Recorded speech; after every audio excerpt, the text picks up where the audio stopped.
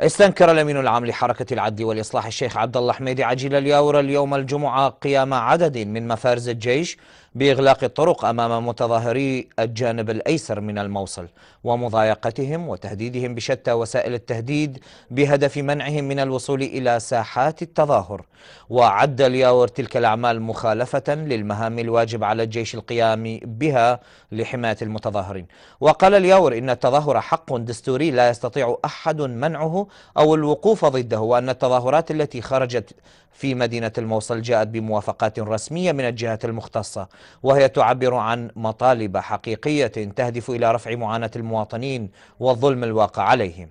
وأوضح الياور أن مهمة الجيش والأجهزة الأمنية تتلخص بتقديم التسهيلات للمتظاهرين وحمايتهم وليس الاعتداء عليهم ومنعهم من ممارسة حقوقهم المشروعة، لافتا إلى أن عددا من المتظاهرين أبلغوه بهذه التجاوزات التي على خلفيتها دعا الياور قيادات الجيش العراقي في مدينة الموصل إلى محاسبة وضبط المتجاوزين منهم ممن ارتكبوا هذه الاعتداءات بحق المتظاهرين.